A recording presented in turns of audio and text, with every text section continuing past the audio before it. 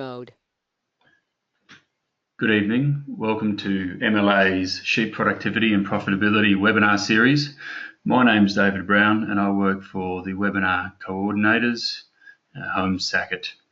Tonight's webinar is titled Building a Fertiliser Plan to Meet Prime Land Benchmarks, and it's to be delivered by Tim Prance of Tim Prance Rural Consulting based in southeast South Australia.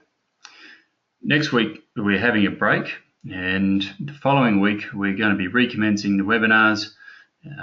At the moment there's a webinar planned, but we're just bedding down some detail.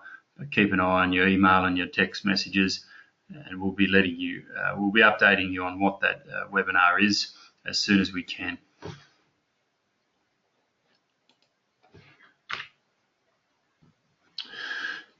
For those who are unacquainted with the webinars, this control panel is going to be in the right-hand side of your screen. To take it out of the road, just hit the red button. If you need to reinstate it, then hit that button again. You can't talk to us, but we can talk to you. The questions box is really important for tonight's webinar. I'd be appreciative if anyone wanted to pop some questions in the questions box as we go, or you're welcome to let us know what give us a weather report or what's happening in your part of the world at the moment.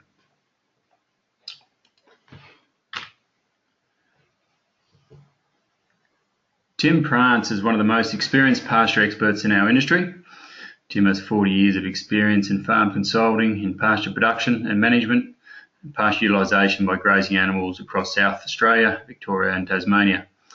Tim's delivered grazing and pasture-based courses to over 700 landowners since 1995, as well as managing a range of pasture-based research projects that he's published in refereed journals.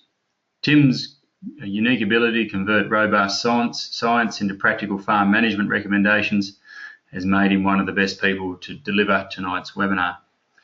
With that, I'd like to introduce Tim to the webinar. I'll just bring Tim online there. Are you with us there, Tim? I reckon I are, so thanks, David, and I can get going, can I? Thanks, Tim. Take it away. Okay.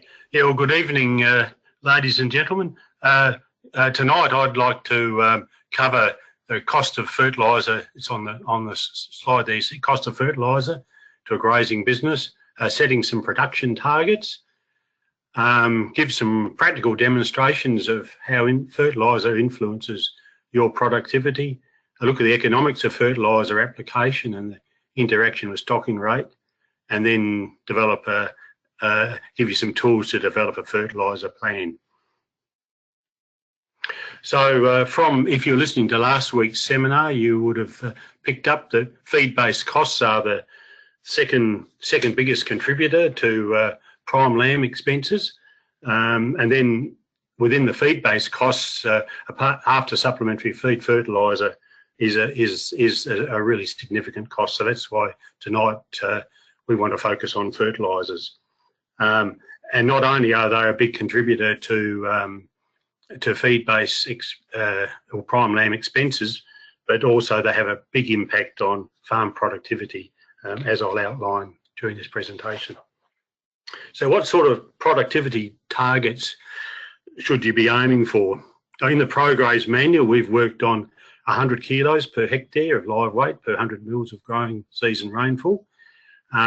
These slides will be available, I think, after the presentation. So if you don't get around to making notes, you'll be able to have access to the slides. Holmes and Sackett benchmarks are a little bit different. The ProGraze benchmarks really, and I'll just go to the next slide, the ProGraze benchmarks really cover the situation you might find in a productive paddock. And that's what we're aiming to within a productive paddock.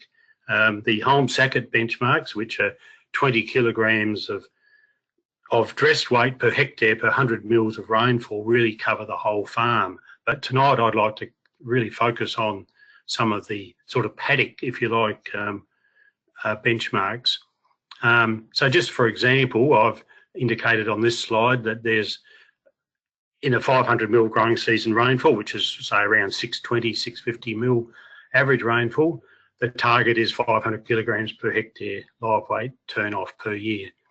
Now, some people might think that's a bit high, but I've got a number of clients and come across a number of farmers who are achieving those targets in parts of their farm.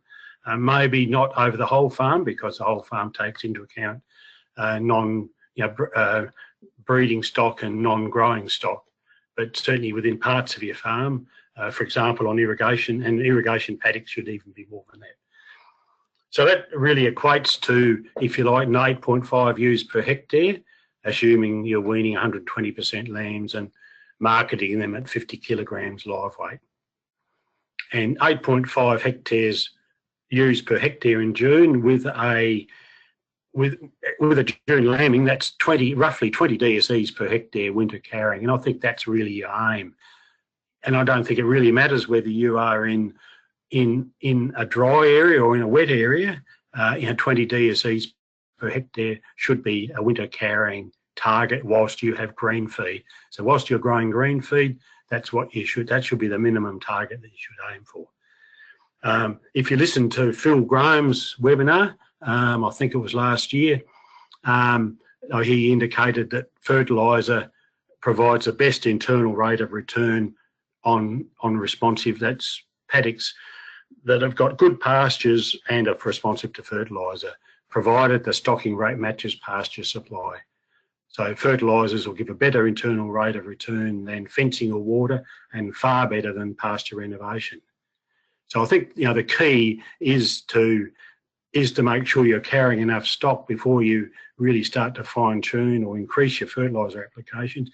You have to be carrying the stock. So I always tell my clients that the stock comes first, because that indicates your capacity to make money, and then the fertiliser are there to help you carry those stock. But you need the stock to provide the cash flow to put the fertiliser on.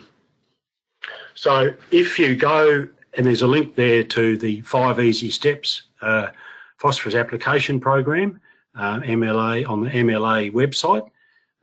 So if you're on that link there, you can see that with a 7-month growing season, that potential stocking rate is the whole farm stocking rate is about 17 or 18 DSEs per hectare, and with 7.5, it's about 20 DSEs per hectare.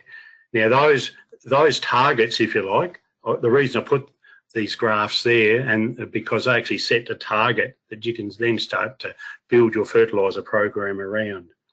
So those stocking rate targets are based on around 50 paddocks that were involved in the pasture productivity program and the grasslands pasture productivity program back in the mid to late 90s. And that's been written up and published in a journal. And I think those figures are pretty robust, and certainly I've got a number of clients that do follow those targets. Just to give you a bit of an indication, a bit of a photographic indication there, that paddock on the left, that would struggle to carry 20 DSEs per hectare.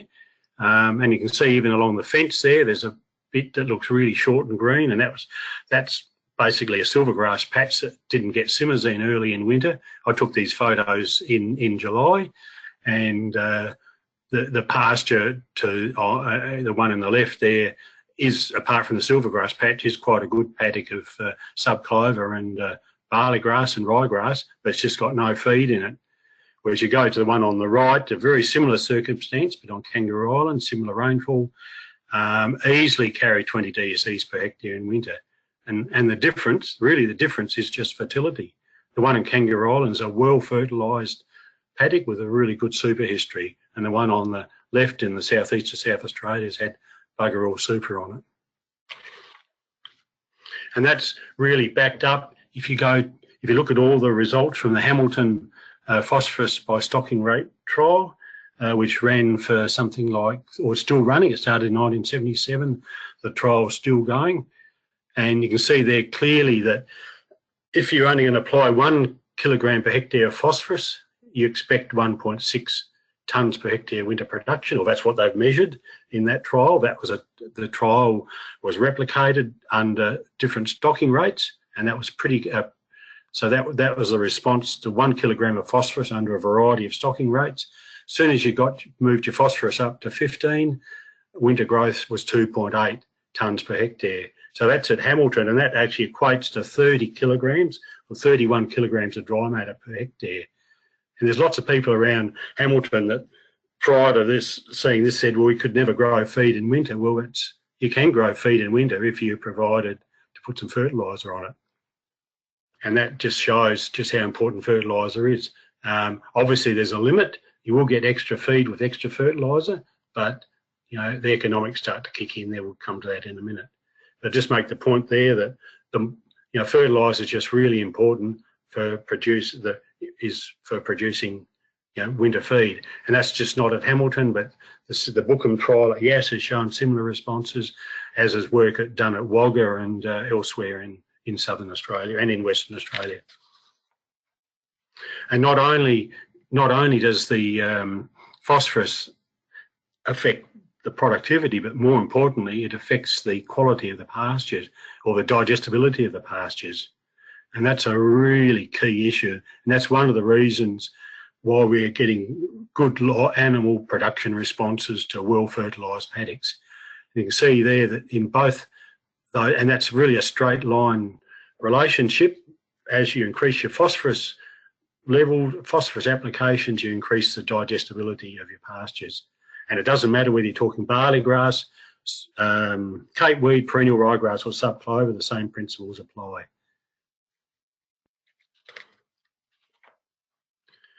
I'll just throw this slide up. This was one I took back in the mid-1990s, and hopefully you can see there, but the paddock on the left had been receiving 9 kilograms of phosphorus per hectare per year, and the one on the right double that.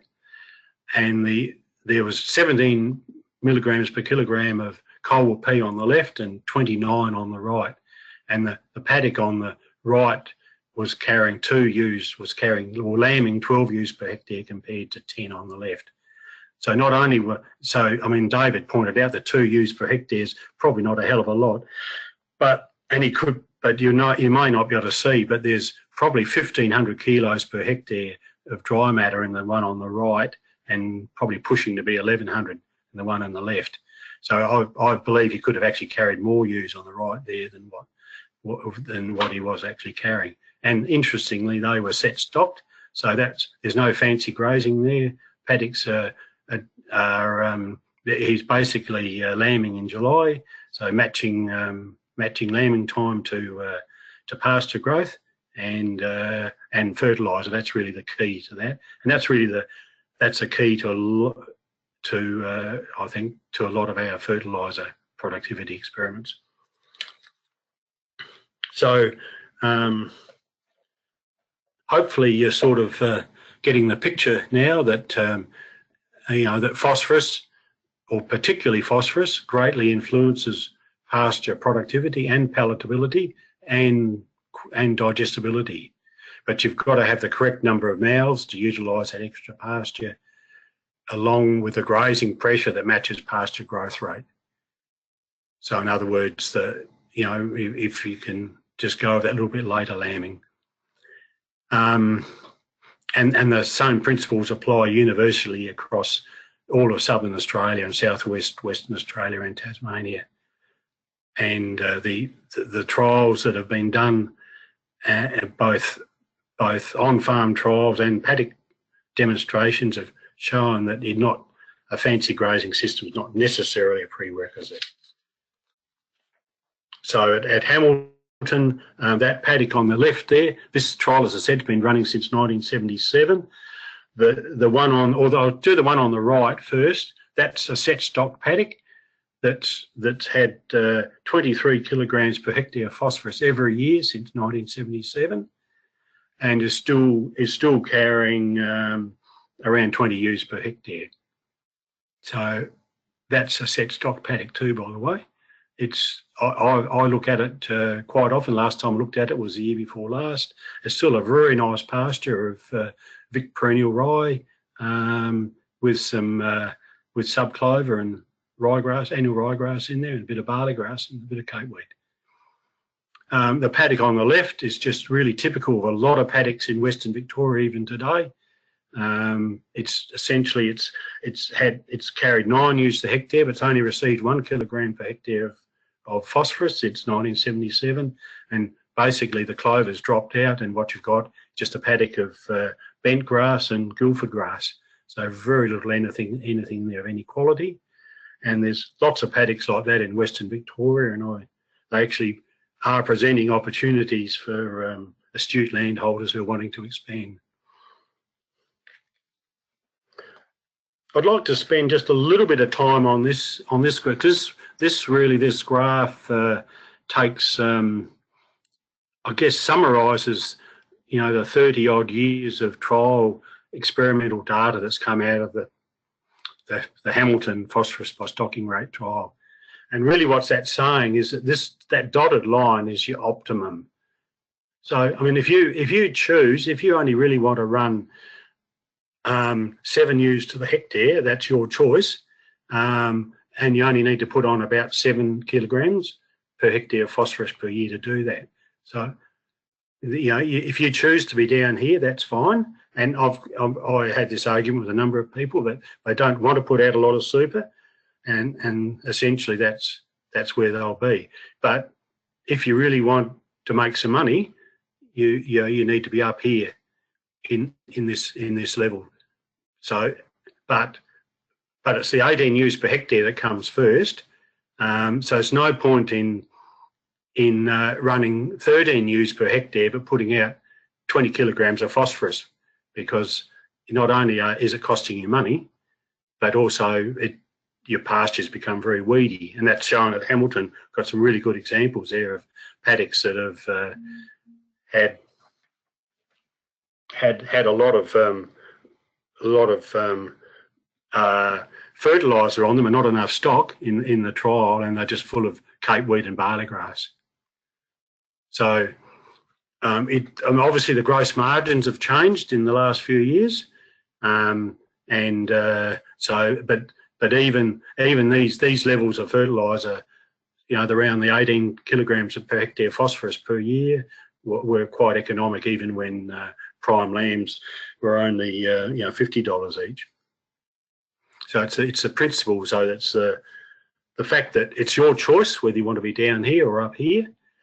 And if you want to be up here in where you can make some money, then applying super reasonable amounts of phosphorus is really important. I guess I just make a point that the system is capable of crashing, and it did crash. At Hamilton, actually went up to 33 ewes per hectare, and once you got up to this, the 18 was here. Once you got here, the system started to crash, and I think any good experiment, you always run it so things can crash and just see where the limits are. And obviously at that point, the supplementary feeding costs became too great. So, and just by the way, that all that information is available on the Victorian Department of Ag website. There's a really good summary there of the phosphorus by stocking rate trial at Hamilton that was put on the website, I reckon, only about 2 years ago, so it's quite up to date. So assuming you have your ewes in the correct condition and at the right numbers, and you're still short of feed, which I often get that. Often my clients often challenge me with that thought, and I said, well then, you know, we've really got to start looking a bit more closely at time of lambing and stocking rate and a few other things. But I still think fertiliser planning is the key, and I'll just spend a little bit more time on that now.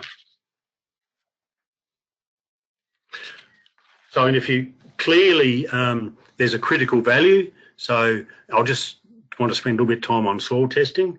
And I think soil testing is really the key to this whole deal, because a soil test will give you an idea just where you sit in terms of soil fertility. So this graph here just clearly shows that from hundreds of experiments that have been done all around Australia, that, you know, there's a relationship between pasture production and soil phosphorus. In this case, it's Olsen phosphorus, and it's showing here that the optimum level where you get 95% of maximum pasture yield is 15 milligrams per kilogram of Olsen phosphorus.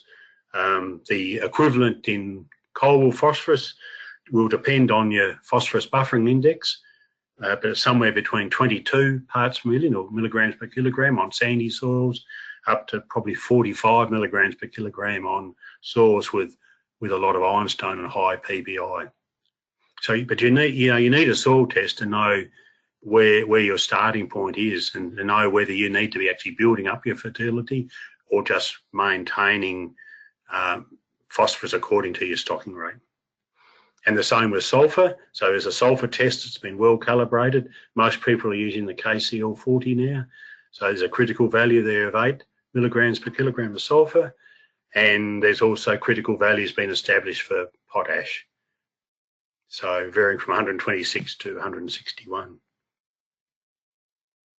So soil sampling, I think, is absolutely an essential tool. But to make good use of soil sampling, you need to collect 30, or to have a reliable soil sample, needs to consist of 30 cores collected to 10 centimetres and collected in a recorded GPS transect in a number of paddocks.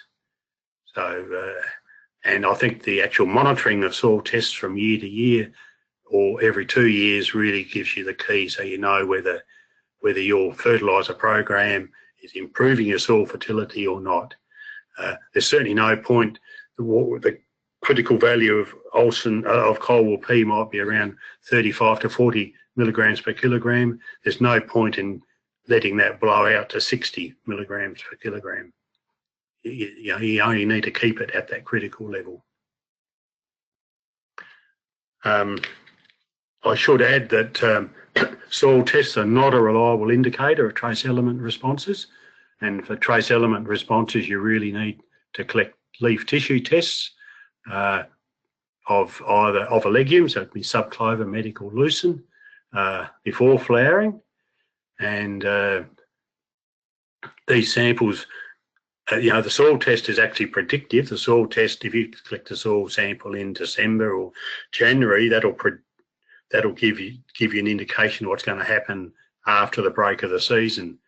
But the leaf tissue tests are not predictive, they're diagnostic, so you actually need to collect them the year before you order your trace element fertiliser. Just a word on molybdenum. A number of people have got into strife with molybdenum tying up copper in sheep, so excess molybdenum ties up copper quite badly in the rumen and can result in quite chronic animal copper deficiencies. So I strongly recommend that if you want to apply molybdenum, you must have a leaf test before to determine which paddocks are likely to be responsive. There's no effect of the excess molybdenum on the pasture, it only occurs in the animal. The other thing is that often a lime application will improve the molybdenum levels in subclover pastures. So use your soil test to check the pH first before applying molybdenum.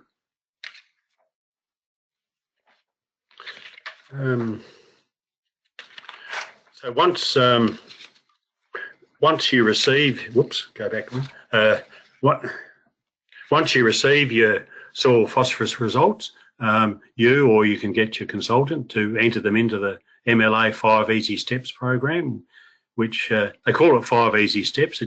I guess it is easy once you get the hang of it, but there are 5 different screens you've got to go to, and you put some different information into them. We haven't got time to cover that tonight, but it is a good program to work out, first of all, how much phosphorus fertiliser is required to either maintain your fertility, or if your fertility is low, it'll tell you how much you need to put on to build it up.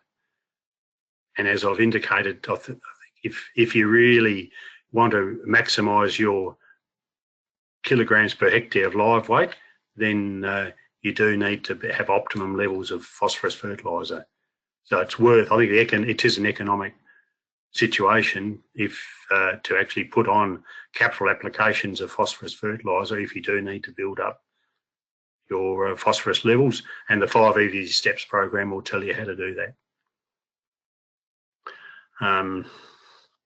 Yes, probably there, I think, on that one.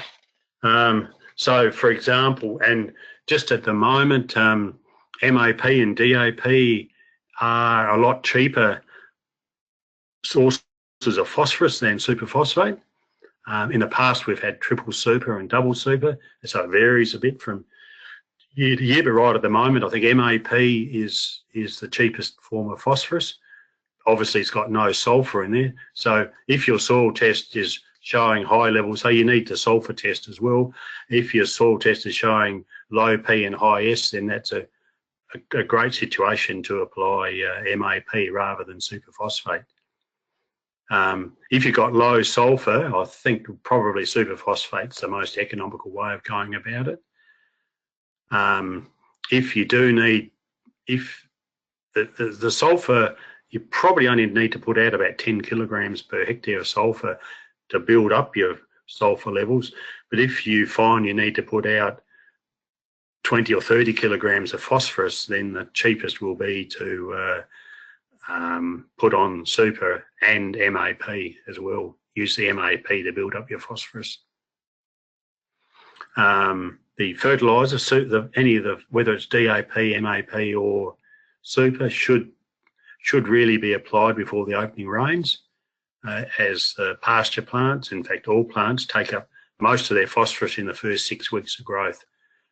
There's no point in putting any fertiliser, any super out after it's rained, because the plants have already taken up the phosphorus they're going to take up. Some people often get concerned about phosphorus washing or super washing out of the paddocks, so it's really important that when you are applying fertiliser or super or DAP, MAP in summer, that the pastures, the paddocks have good ground cover, so that the granules actually stay on the paddock and don't get washed down into water courses. It only takes a few mils of rain to wash the phosphorus out of the fertiliser granule, and it's locked into the soil quite quickly. So phosphorus doesn't actually move very much. It's only very, very, very sandy soils and very, very wet waterlogged situations that might move a bit, but generally it stays put. As I've said on the slide, sulfur and potash are quite soluble, and I think are probably best applied after the break, or if you want to in a split application, put some out in autumn and then some in late winter. Obviously, if you're putting out superphosphate, you'll get your sulfur mixed in with it automatically. And if you're still not sure, you can always just put out a small amount of potash in with your super. It's like a 2-in-1 or 3-in-1, and just collect the leaf sample in winter to determine if the pasture needs a top up of potassium or sulfur. And just lastly, this is I know it's a bit of a race, but hopefully I've made a few points there that you can take home. But I just indicate, don't forget nitrogen, particularly if your phosphorus, sulfur, and potash and pH levels are okay, and you've got some green dry matter, then nitrogen fertiliser is a fantastic option if you get caught with a late break and some high stock numbers. Urea is usually the cheapest form, and the best responses occur when it's applied early, and the responses range between 10 and 15 kilograms of dry matter per kilogram of N. So 55 kilograms of urea can provide between 250 and 375 kilograms of dry matter for between 30 and 45 days. So it's costing around $110 to $160 a tonne. So it's cheaper than supplementary feed, and if you've got a good pasture, it's high quality feed. But I think one of the good things about nitrogen is it does enable your pastures to get into that phase 2 growth really early in winter, and then that gives you your higher winter growth rates right through the rest of winter. So once the plants get a bit of leaf on them, then they grow a lot better in winter, and nitrogen enables you to do that. I know gibberellic acid will do the similar thing, and but the gibberellic acid is possibly a little bit cheaper as well, but it tends to be just a sort of once-off hit, whereas your nitrogen, the effects are cumulative, and it does improve the vigour of the pasture as well. I just make the point that nitrogen is best pasture, so it's 1,000 kilos, 800 to 1,000 of green leaf, but we're talking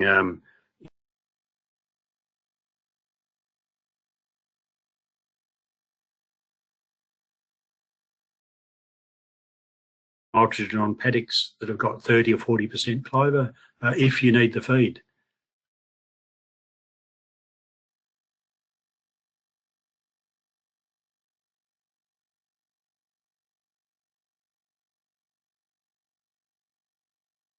Phosphorus by stocking rate trial that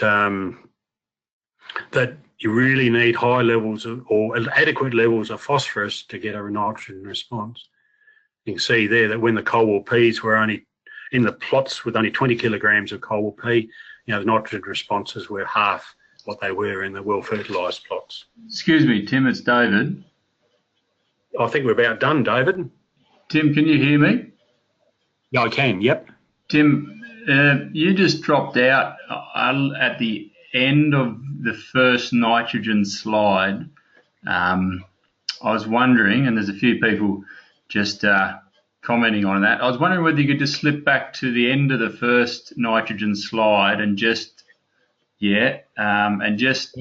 take it from the very last point that you made on that slide and the next slide, if you could. Okay, sorry about that. No. I think I just made the point there that the 55 kilograms per hectare of urea will give you an extra 250 to 375 kilograms per hectare of high quality feed, and the high qualities are really the operative word there, because it's still costing you between $110 and $160 a tonne of dry matter, but the fact it's high quality means it's cheaper than supplements. The other point I made is that if you use this nitrogen to get your pastures to 12 to 1,400 kilos of dry matter in early winter, then those pastures they're in phase 2 growth. So they'll keep growing at your 25 kilos per hectare dry matter right through the rest of winter without any nitrogen. I mean, well, I'll say necessarily without nitrogen, because they've got leaf on them. So really the key issue is getting that leaf on your pastures in early winter so they continue growing through winter. Do I need to talk about the gibberellic acid, David? Or No, that's fine. Just the next slide when you can, Tim. Next slide.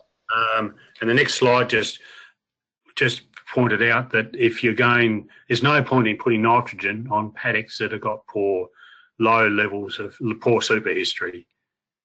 You just won't get a response. And that was shown in the Hamilton phosphorus by stocking rate trial, where they did put nitrogen strips in a lot of the plots there, and they've actually got double the response in the well-fertilised plots compared to the poor fertilised plots.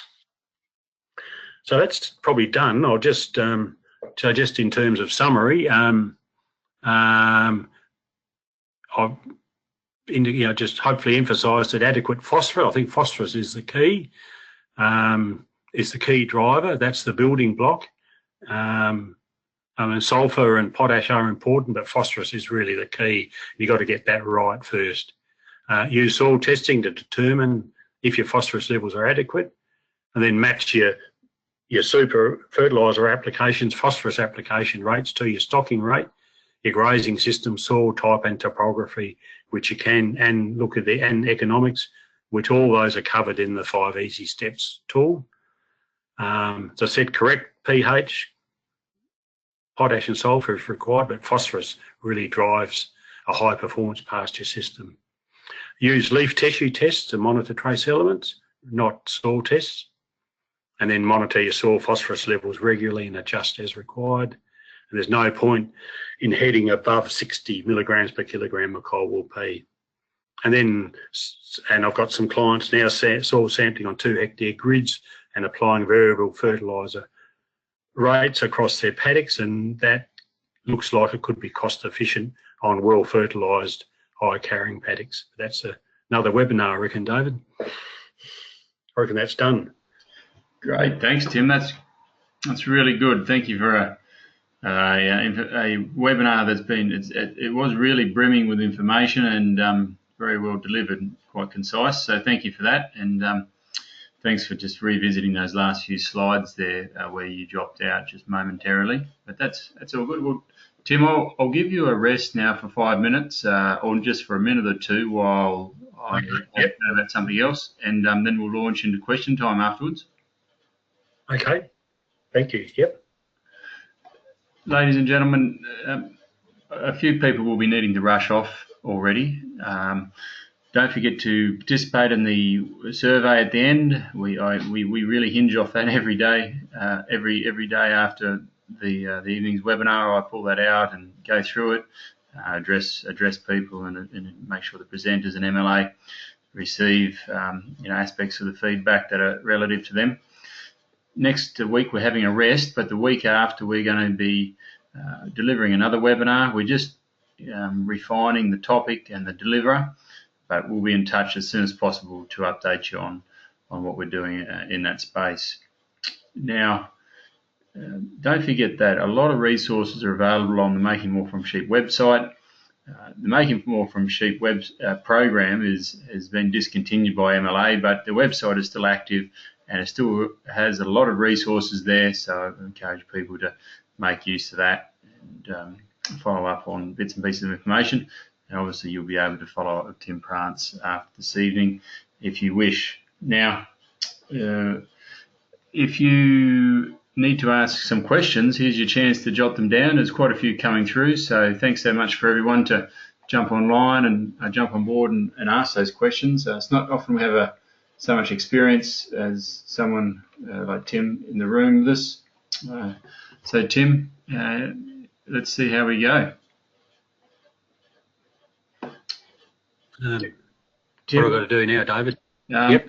What I'll do is I'll just read the questions out one by one, and then you're welcome to answer them, as you wish. Okay. Tim, I'll do my best. Casey has a good question here. It relates back to one of your initial slides. She asked that with your digestibility slide, why use the 23 kilograms per hectare comparison when on the slide previous to that it seemed like 15 kilograms per hectare was a better target. Now you're welcome to flick back in the slideshow if you wish to. No, happy to answer that. No, a good question, Tracy, and that's quite observant. Thank you. Actually, I did wonder whether someone's going to pick me up on that. I guess I was just making a point. The 15 was more digestible than the 8, but it was virtually a straight line. And I can't. The figures are actually in that. If you go online and download that summary from the Victorian Department of Ag website, it's around, from memory, it's a bit lower than the 23, but it's a lot higher than the 8. So it's still better. That answers your question. Yeah, perfect, Tim. Thank you. Tim, a question here. It's a good question, Damien. Tim, I've recently bought a property that has had no super spread on it for over 20 years. Would you spread 125 kilograms per hectare over more ground, or increase the rate and cover less ground? What's your opinion, Tim? Yeah, I think obviously you need some soil tests, because the soil test sort of gives you a bit of a target, where to head for, and even so definitely get some soil tests. I would certainly then focus on the paddocks that were potentially the most productive. So if you can identify in the property paddocks that have reasonable pasture, it's actually quite often, I've actually come across, I've had a number of clients who've had, and you can go onto the property and you can see that the pastures are basically okay, they're just not productive. And they are the ones we focus the fertiliser on. So I reckon if you can get a bit of a handle on those paddocks that have still got reasonable pasture in them, so got some clover in them, perhaps a perennial grass, or even barley grass, and work on them. So yeah, that could be worth putting your limited fertiliser budget into those paddocks with potentially the most productive, if you can go down that line. But certainly you need a soil test as well, see if they match up. Hopefully the soil test would match up with those paddocks with a better composition. Thanks, Tim. Tim, quick question here from Dan. Dan's down Holbrook Way. How does 20 kilograms of phosphorus convert into single super? It's about divide by, say, 20. If you got your calculator there, Dan, divide 20 by 0.086, 233 kilograms. 232, yeah. No worries, thank you, Tim. And it'll be a lot cheaper if your sulphur's okay. It'll be a lot cheaper putting that amount of phosphorus on using MAP, because that's basically only about 85 kilograms of MAP. One thing I'm picking up from this, Tim, and something that I always talk to clients about is it really is a fraught process spending a lot of money on fertiliser without a small investment in testing up front, because it really does give you some objective information to hinge what is a large capital spend decision on. Would you agree? Absolutely. But the samples must be collected properly. I'm a little bit annoyed that I still come across people that go into a paddock and they collect 5 samples.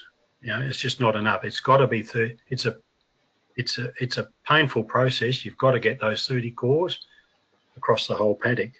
I mean, if you can use someone like Precision Ag, or there's another guy I reckon up at Armidale, Milton Kirkpatrick. There's a few guys around that have got machines that will collect samples quite quickly on a transect. And so if you don't want to actually walk across your paddocks, then you might want to go down that line. But I like walking across paddocks because you get an idea what the pasture's doing. Thanks, Tim. Thank you. Tim, quick question here from Ross. I assume these findings hold in northern areas where we use winter active legumes to provide winter feed and nitrogen for summer active subtropical and native pastures? ? Oh, yeah, you're testing me there, Ross. There's been quite a bit of work done at Armidale. They had the Cicerone project, didn't they? You remember that, David? I reckon that they had the Cicerone project at Armidale, and I reckon that actually looked at whole farm productivity in quite a lot of detail.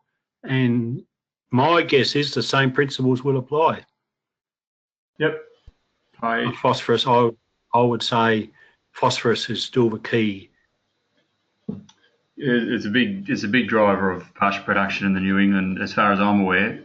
Ross, I'll send you a paper that I've got on hand here that outlines some interesting work that was done some years ago in looking at phosphorus as a limiting nutrient in the New England. So it'll be interesting to see what comes up. I might just chip in too, David, if I can. Like, phosphorus is really important for legumes. So if you're relying on your legumes to actually drive, you're relying, I presume, Ross, you're relying on legumes to actually drive the system.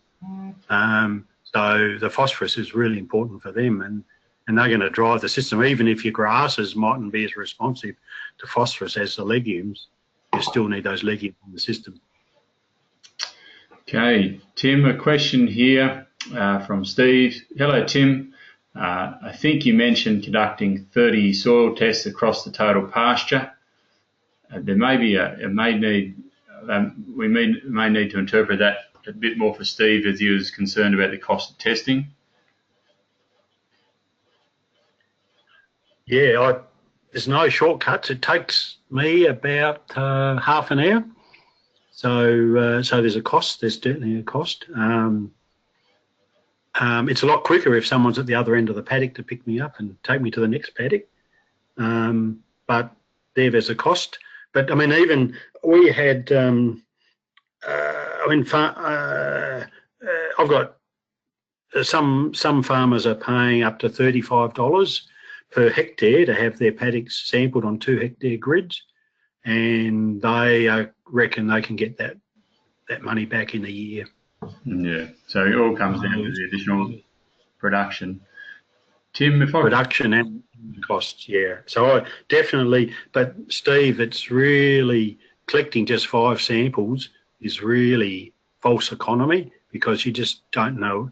Like, you'll get a result that really is not reflective of the actual fertility of the paddock, and that'll give you information. So it's nothing. I think having false information is a lot worse than having no information at all. So it'll lead you down a dead end, I suggest. It'll either be a dead end that's going to cost you money in terms of putting out fertiliser you don't need, or be a dead end in terms of not achieving your productivity targets. Can I just interpret Steve's question there too? I think, Tim, there's 30 soil tests. It wasn't actually 30 soil tests. It was when you do a transect across a paddock, it's 30 samples per paddock or per land class, I imagine. Yeah. 30 cores, I think I said. But yeah, 30 cores, and then you bulk them together to make one sample. Sorry. Yeah. That's right. And that means you get a representative portion of the paddock. There's a good question here. There's a question here from DJ at Tarcutta. If you haven't got good enough pasture composition, i.e. you have silvergrass as opposed to ryegrass and clover, what is the easiest way to achieve better composition to utilise the phosphorus? I think we got some pretty good consultants around Tarcutta, I reckon. I like using simazine, and that's what I pointed out in that paddock in the southeast of South Australia. I reckon simazine's great for getting rid of silvergrass particularly on sort of sandy loam or loamy soils. It's not so good on really heavy soils, but I would suggest if you can talk to either your consultant or your local agronomist and look at using simazine. I'm a bit wary about mixing gramoxone in with it, because that does knock out your winter feed. But if you can just get away with straight simazine, I quite like that. And you definitely want to get your silvergrass out. There's no silvergrass, I don't think, has got any redeeming features whatsoever, and you've got to remove it before you do anything. Tim, here's a question from Robbie. Tim, nitrate poisoning can often be an issue with nitrogen. Is there any amount of rain or pasture growth that will minimise the risk of nitrate poisoning and days to grazing? No, Robbie. It's about 21 days. We say it's safe about 21 days for basically the nitrogen sort of goes through a few different cycles in the plant, and one of the cycles is just the nitrate cycle. So after 21 days, it's been converted into, protein or something else, and it's a lot safer. So that's a rule of thumb. 21 days.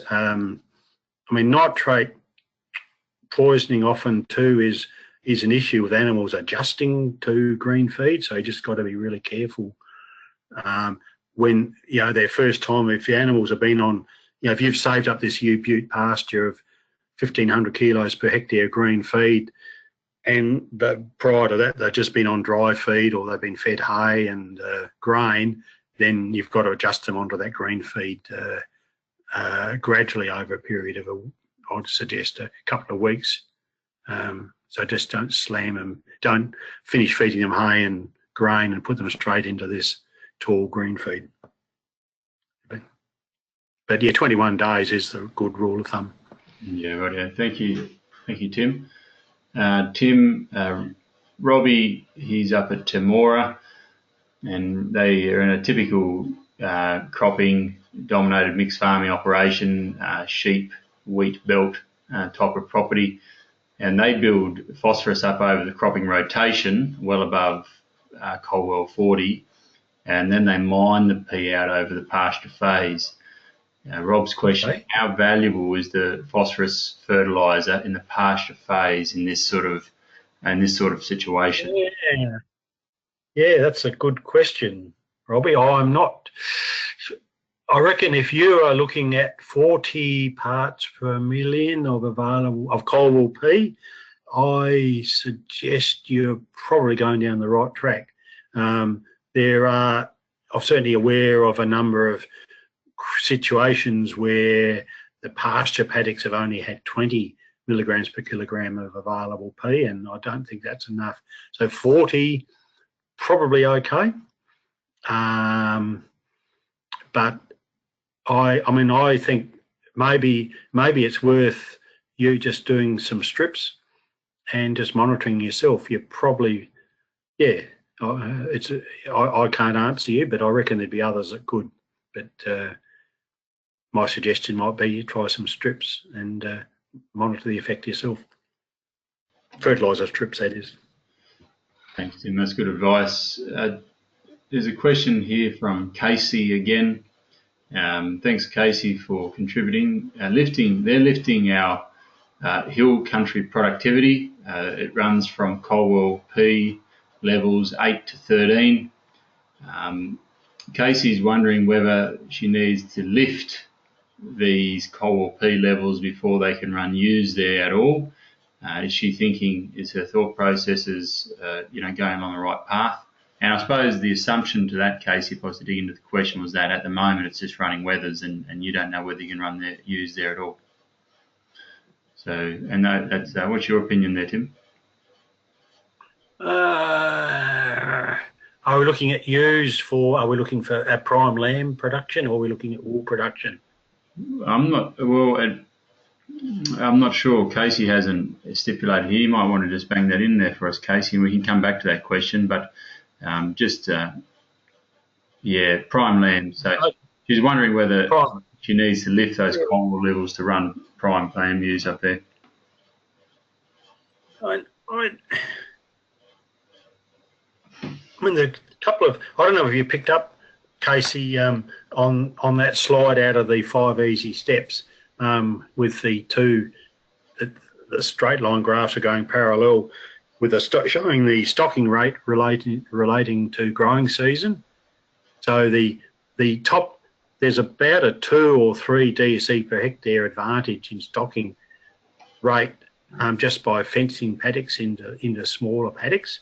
So, just in trying to intensify, just having smaller paddocks in the hill country can be quite profitable. But I think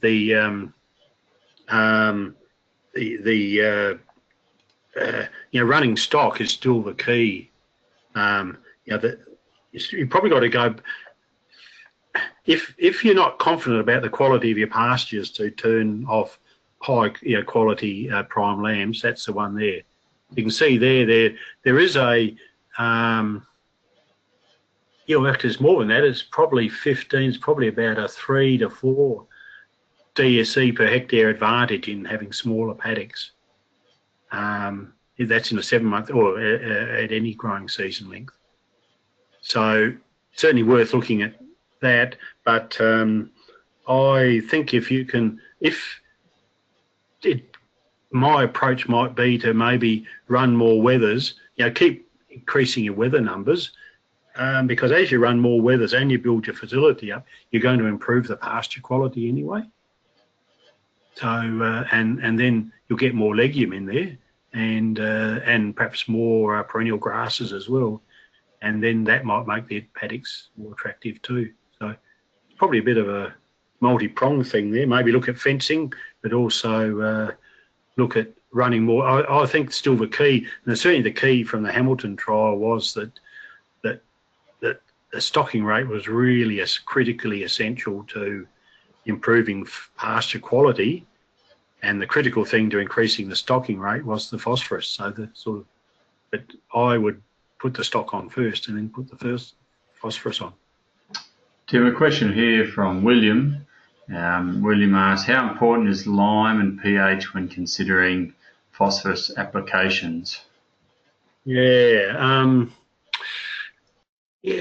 there is an interaction, William.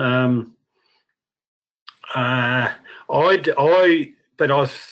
always tell my clients that I would not put out lime at the expense of phosphorus. I'd only put out lime at the expense of phosphorus if the paddocks have more than the critical value of available phosphorus. So if you are looking at well fertilised paddocks with, say, 40 milligrams per kilogram of coal or phosphorus, and they are quite acid, then there's probably an argument for saying, well, just for this year, we'll leave the phosphorus off and put on lime, because to say we'll save money that year. But if you're only looking at 20 or 15 parts per million of available coal will P, then I think you've really got to get that phosphorus up. If they are acid at the same time, I think probably the phosphorus is more important than the lime. But if they are extremely acid, then you've probably got to do both, unfortunately. If that sort of makes sense. It does, Tim. Thank you. Perfect. More of a comment here, and a good comment from Michael. Probably doesn't need much elaboration, but Michael suggested that sulfur supplementation with gypsum is that, or no, it is a question, is that a viable alternative to superphosphate when used with MAP for P? Yes, it is, Michael. Yep. I mean, obviously, it's 16% sulfur, I think, gypsum, or between 14 and 16%. We're lucky in South Australia. We've got some really good sources of gypsum at 16% sulfur. It's quite soluble, but I mean, 100 kilograms per hectare of gypsum will give you enough sulfur. So, no, good. Yep. If you can get it cheap enough, go for it. Question. So it's a matter of just doing the economics, and I mean, obviously, gypsum's it's a pretty fine sort of product. So, you need to work out the best way of getting it out on your paddocks. And if you got to go over it, with another application through your, fertiliser spreader, well then, that might make a difference to the economics. I've got two questions for you, Tim, if I may. Does gypsum lend itself to increasing the salinity of the soil? Does it have a salinising effect?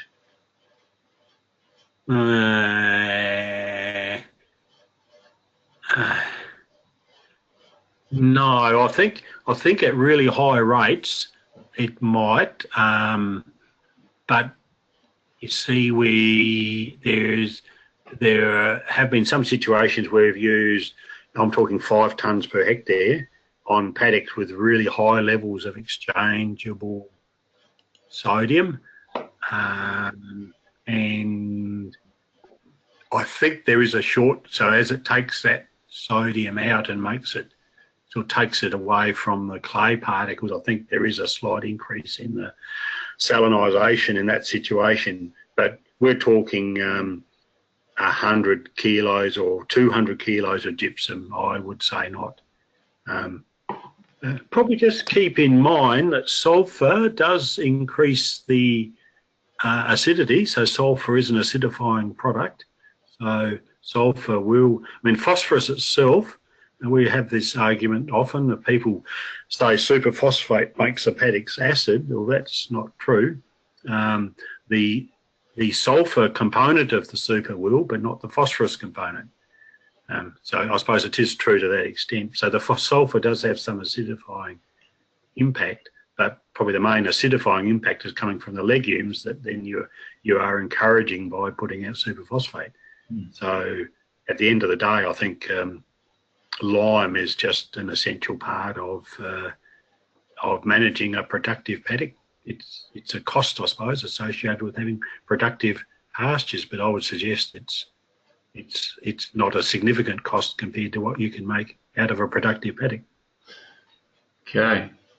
Now, it's Scott from Bunbury near Parks. I find some molly in my super pushes the clover germination along and seems to support its annual establishment. Is adding molly a general principle used to look at annual legumes?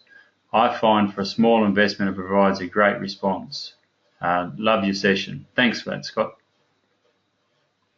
Be a bit wary, Scott, because I'm certainly aware of some farmers in Western Victoria that have put out molybdenum, and they've induced quite severe copper deficiency in their livestock, and to the extent that the only way they can manage their copper deficiency now is they have to inject all their sheep with copper. So it's a huge job. So I would suggest get some tissue tests and just see what your molly's doing. And check your pH if you haven't already. I mean, molly's actually I'm not aware of a molybdenum having any impact on germination, but it's very important for nitrogen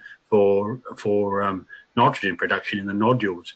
So if your clover is well nodulated, but the nodules are not working, then, and if they're green, if you dig up some plants in winter and wash them out, and they've got nodules, but the nodules are green and pussy, that could indicate a molybdenum deficiency. Okay, that's really interesting. Leaf test. Yeah, that's really interesting, Tim. I think I might be doing a bit of that this winter. So that's really good. Yeah, it's a good exercise. I quite enjoy that. Take a bucket of water with you and a spade, and yeah, Tim. This it's a good exercise. It's a good exercise just to know whether your plants are actually nodulating or not. Surprising how many. It's quite amazing how many clover plants in paddocks don't actually have any nodules. And I reckon Jim Vergona might have mentioned that weeks ago. Yeah, Jim did do a bit on nitrogen, so he may have. Tim, just DJ, remember there was a question earlier from DJ about how to bring a silvergrass pasture around. Yep. He asks again, so is that more bang for your buck? So is that more bang for your buck than more P? DJ, you might just have to write that again, just to give us a little bit more to work with there, and we'll make sure it's a question. We'll come back. Yeah, no, Tim, we'll come back. I can answer that one if you like. Yeah. No, I'd get rid of the silvergrass first, DJ. Yes. Got no reduced features whatsoever, so definitely focus on the silvergrass. Yeah. Well, Tim, we'll push silvergrass out.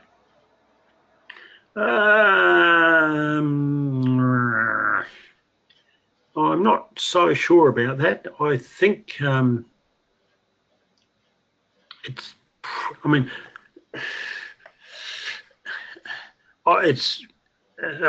silvergrass. I think there's silver. I've come across silvergrass in some pretty fertile paddocks, but there's probably more silvergrass in less fertile paddocks.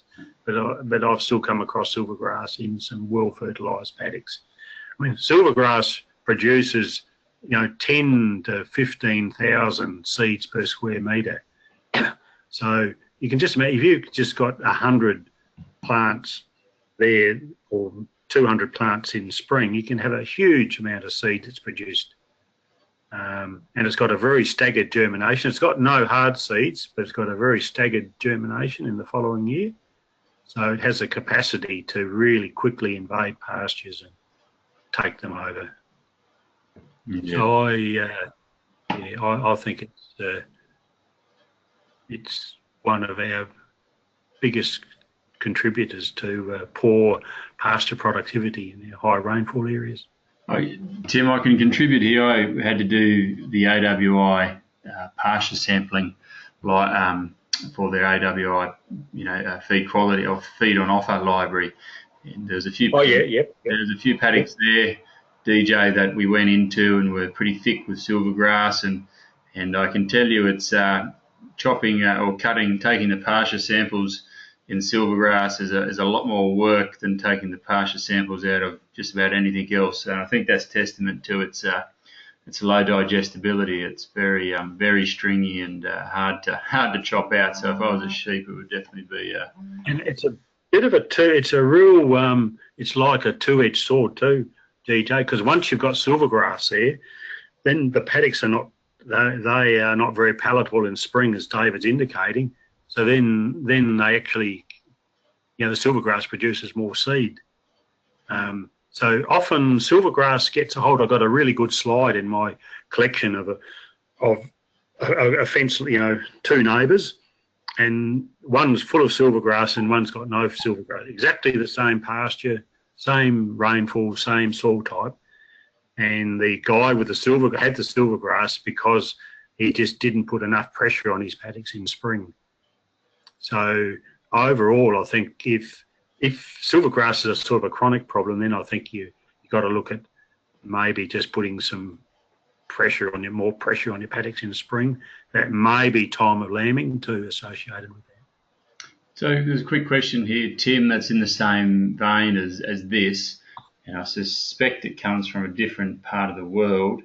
Can high rates, this is John, John, thank you. Can high rates of phosphorus improve low fertility brown top dominated pastures?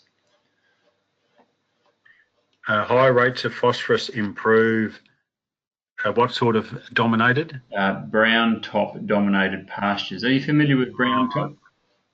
Yeah, that's a Victorian. Yeah, I'm not. Yeah. No, I might pass on that one. Yeah. John, I'm vaguely aware what brown top is. I can't recall exactly what part of the world or what that plant is, but if you want to give us a little bit, it's in Tasmania, John just said. So okay. Only thing is that if it's similar to bent grass, the sort of a hay freezing or like a fairly high rate of glyphosate in spring or late spring or early summer may be an option. But yeah, but apart from that, I might pass on that one. No dramas, Tim. Yeah, so like I said, Tim, it's sometimes it's a bit of a, you don't get the feedback from the crowd, but as Steve said, thank you, Tim and David, really appreciate your time tonight and answering the question. So thanks for that, Steve, and that's a bit of positive feedback for us, Tim. A quick question from Bruce. Tim just came in. What should target pH, CACL, be if P inputs are up or ahead of P maintenance level? So basically, what should our target, if P is sufficient, what should our target pH be? Yeah, probably around the 5. I mean, I'm not that stringent on the lime. I'd probably looking around the 5 mark. I wouldn't be too concerned. Some people got a target of 5.5, but somewhere between the 5 and the 5.5. Some people go 5.5. I'm probably a bit closer to the 5 level, but again, it sort of comes back to that's probably a priority situation. It does depend on what you're aiming to do with your pastures. Obviously, plants like lucerne are a little bit more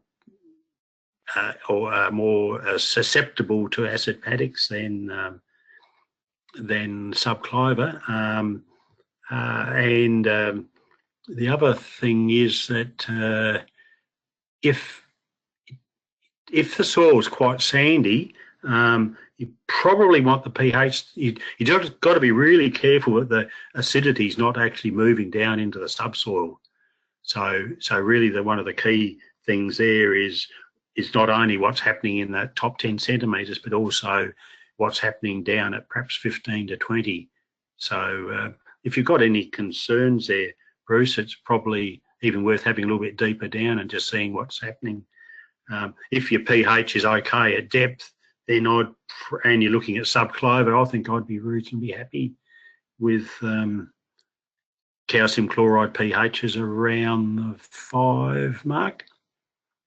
What do you reckon, David? Is that a... Yeah. That's fine, thank you. And but it does depend a lot on your aluminium levels too, doesn't it?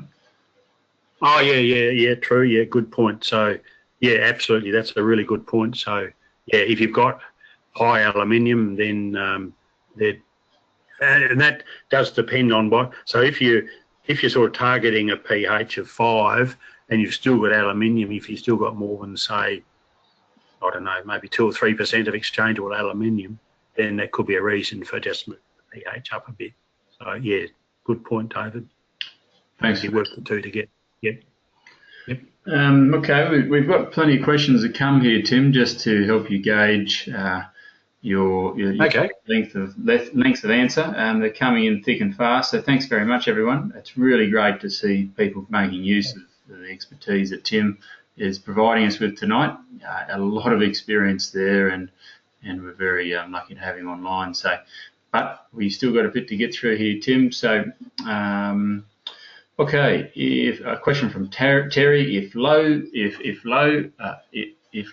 S levels, if sulfur levels are low, is it worth looking at elemental sulfur for longer term release, or perhaps considering using SOA? Or certainly sulfate of ammonia is that's a really good way of bringing your sulfur levels up. It's quite soluble. Elemental sulfur is not very soluble. I'd be a bit, if you've got low sulfur levels, I reckon you'd need some soluble sulfur in there initially. So that could be gypsum or superphosphate or sulfate of ammonia to actually get those levels up. If you've got fairly light sandy soils where sulfur is prone to leaching, then to keep them up, then elemental sulfur is quite good. I'm not sure if there's any elemental sulfur. We used to, Hi-Fert, back in the Hi-Fert days, had elemental sulfur products. I'm not sure that there are too many on the market right at the moment. Yeah. But just to answer the question, so sing out, Terry, if I'm dithering a bit here, but I reckon I'd be a bit wary of elemental sulfur if your sulfur levels are low. But I'd use it to keep your sulfur level, if it's available, use it to keep your sulfur levels topped up if you are in a situation where sulfur is readily leached. Okay, thank you. It's a good question, Terry, and I hope we did our best there to answer it. Okay. Thanks, DJ, for the positive comments there. Question from Tim. G'day, Tim. We are struggling to get clover to establish and persist with good phosphorus and pH levels. This is on clay to clay loam soil. The clover that is there has poor nodulation. Any ideas? So good phosphorus, high pH, did we say? Yeah, or good pH. Good pH. And any idea what the pH is? Well, Tim, you could flick that through to us if you want. Just let us know, what what the pH actually is, and we'll be able. On a clay. 5.5. Clay. 5.5. Clay to clay loam. Okay. Yeah. And is it a problem of are the clovers establishing, or are they just establishing and then not thriving, if you like, not growing? Is it? Tim, you might need to give us a little bit more there. Just while Tim's giving us a bit more detail, a quick question from Scott. Can you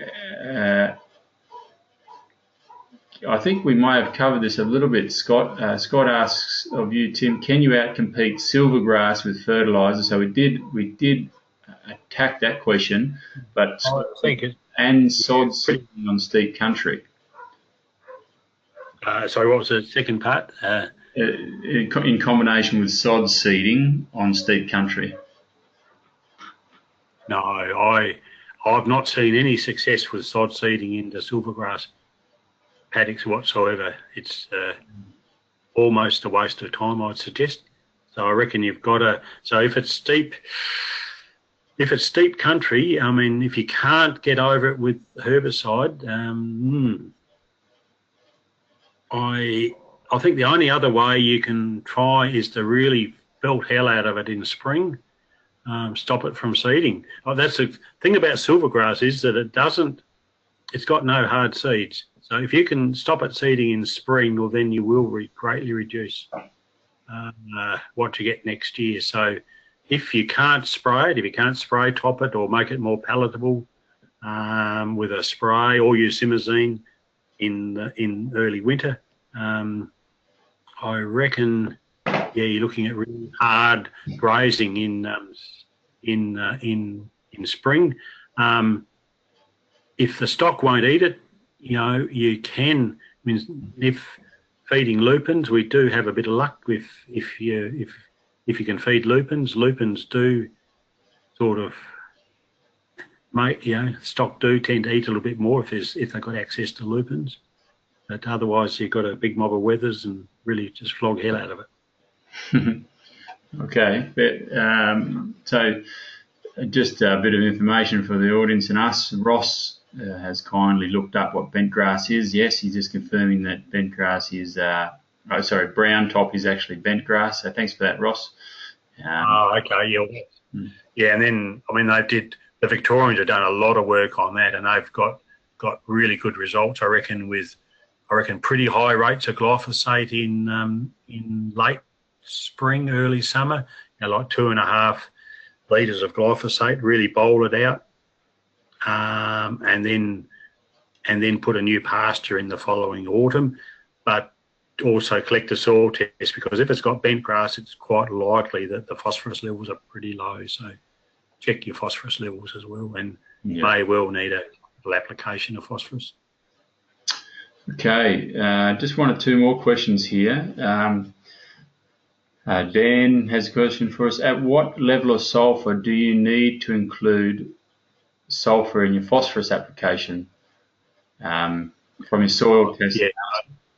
Go to the next one. You got control of the screen there, Dave. Next slide. Yeah, for sure. Hang on. Yep. Just let me get that happening here for you.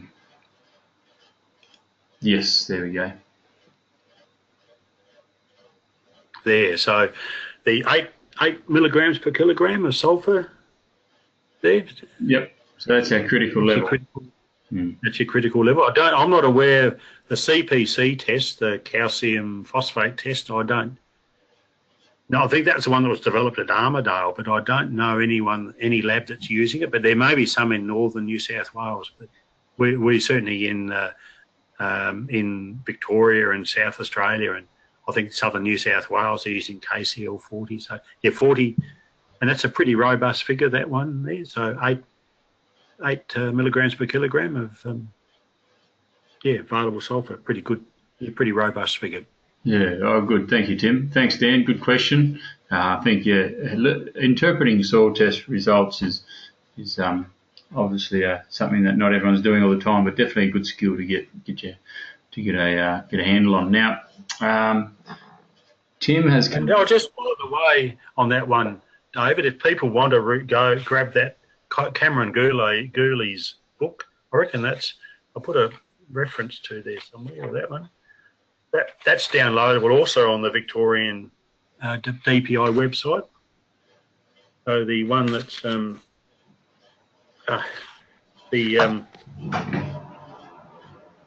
get the name of it in a minute. And no, I think you've got the link. Have you got the link there? I think. Tim? I put the link somewhere. Yeah, on one of those. Yeah, I reckon on that. You just go back that previous slide. It's not a link, but it's the name of the book. Yeah. Let's go back. So Dan, that Yeah, that one there. Making better fertiliser decisions for growers' pastures in Australia. So if you just Google that, that's a fantastic. I reckon it's really it's a summary of all the fertiliser work that's been done right across southern New South Wales, Western Australia, South Australia and Tasmania over the last 40 years, and it's all summarised in that book. Now, Tim has come back to us with a little bit more information on his clover germination issue or clover persistence issue. Tim says that clover will germinate, but not really thriving, a really broad mix of soil types as well. It's not uncommon to see Olsen P levels range from 15 to as high as 60 on lunate type soils. Whereabouts are you, Tim? It's Tim hasn't said where exactly he is, but he says don't stress. He's Western Victoria. Tim's in Western Victoria, so okay. It might be. Okay. I don't look. If we can't answer. Yeah. Interesting exercise, Tim, and I'd be happy to follow up. So I mean, if you know Peter Schroeder, Peter would be more than happy to talk to you. Or there's some really good switched on pasture consultants in Western Victoria. So yeah, for sure. Well, if Tim needs any more information on that, then please be in touch. It could be molybdenum. I mean, or maybe just lack of rhizobia. So I mean, I guess the thing would be to if they are to check if they've got nodules on them. I'm a bit if they've got if they've got no nodules, then I'm a bit reluctant to suggest boron, but that's a guy a consultant in East Gippsland has had some quite good results with boron, but it's pretty rare. So, but yeah, you never know. So, yeah. Okay, perfect. Thanks, Tim. Well, Tim, if you ever get to grassland, anything Grassland Society got a really good branch in Western Victoria, so get in touch with some of those guys as well. So that's really good, Tim. That's the last of our questions. There's some positive feedback here. A great webinar. Thank you very much, guys. Good to hear someone talking about pushing the system to 20 DSE plus. Thanks for that, Johnny. That's really good. So yeah, really good feedback there for us, Tim. Okay. Kate. Thank you. Katie, I've stuffed up the timing. No dramas, Katie. Making all these MLA webinar recordings can be found on the Making More From Sheep website underneath the recordings or underneath resources as webinar recordings. So just have a look at the Making More From Sheep website in the next week or two, and the recording will be up there ready to view. Subject to MLA's speed at actually hosting that webinar. Hang on, I missed the question. Sorry, Casey. I must have just missed that. I'll just go back up, Casey, and find that. Spreading time, single super versus MAP. That's a question from Casey there, Tim. Spreading time, single super versus MAP. Yeah, I think I'd still go, and I've sort of followed this up a bit with Mike McLaughlin, and because there's been a group at Adelaide University are doing quite a lot of phosphorus research, and as far as I can, and I've asked Mike and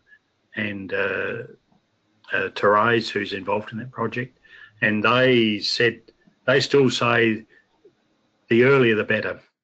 I know there's an argument for the fact that with MAP you've only got quarter as many granules as you have with single super. But I'm not. And this phosphorus doesn't move very far in the soil, as I've indicated. But whether the plant, I guess how much phosphorus the plant's got access to will be very dependent on how much phosphorus there is in the soil. I guess it would make sense to me that if you've got very low levels of phosphorus, I'd still. You're going to put out. If you're going to put out a capital application, you would use MAP. Then you're still going to, because it's a higher application, you're still going to end up with the same number of granules. So no, I would say no. That I don't think it would make any difference.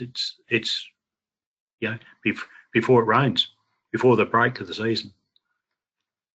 Perfect. Thanks for that, Tim. And sorry about that, Casey. Thanks for reminding me. And it's great to see people keeping me accountable to make sure the questions get answered.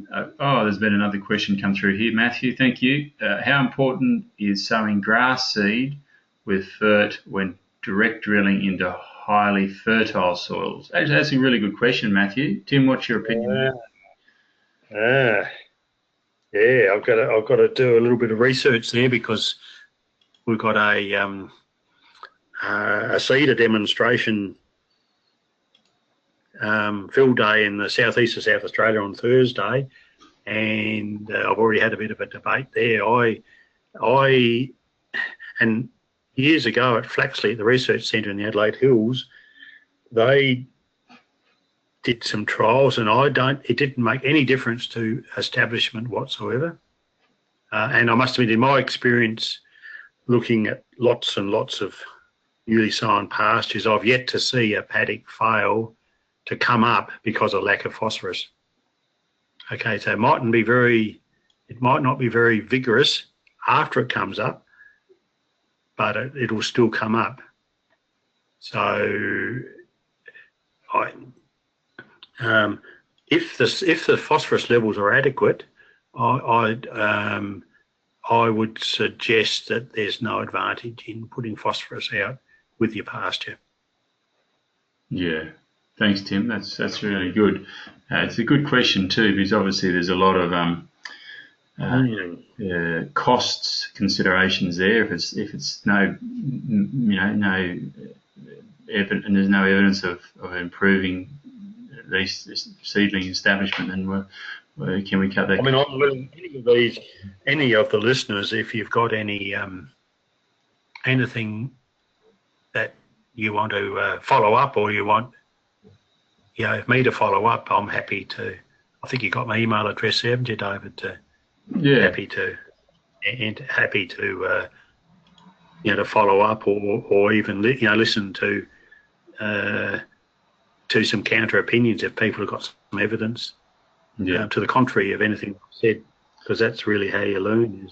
Will do, Tim. I'll make sure everyone has your contact details and this presentation after tonight, so that they'll if they have any questions, and they can follow up with you. Well, that's the end of the questions, Tim. We've done very good getting through them, quite a few, and it's taken us into the later in the evening. So it means that it's been a good topic and well presented, and kept everyone fairly. Pleasure. Thank you. Thanks for the. I appreciate the questions. That's keeps me on my toes too. So that's good. Oh, excellent. Okay, Tim. Well, on behalf of the audience and MLA, thanks so much for being available to present to us tonight. Pleasure, David. No, I enjoyed it. Thank you. Okay, well, thank you, Tim. Thanks for everyone for being involved in tonight's webinar. Don't forget the post-webinar survey. Jot your thoughts down on that there. It's very much appreciated. It's been a great webinar tonight. Tim's done a great job. Thank you, Tim, for a very expansive and timely webinar on fertiliser applications as we move into the late February and early March, and looking at what we need to be doing to build our fertility levels and build a program to meet those prime land production targets that we've been promoting as part of the webinar series. So I think very timely, very relevant, well presented. Now, don't forget that we do have more webinars coming up. Keep an eye on your email and on your text messages, and we'll let you know topics and presenters as soon as we can, and keep everyone on track there. So thanks for the positive feedback. That's much appreciated, everyone. It is talking to a screen all night is not always the most endearing process, but when we do get the positive feedback, it's very much appreciated.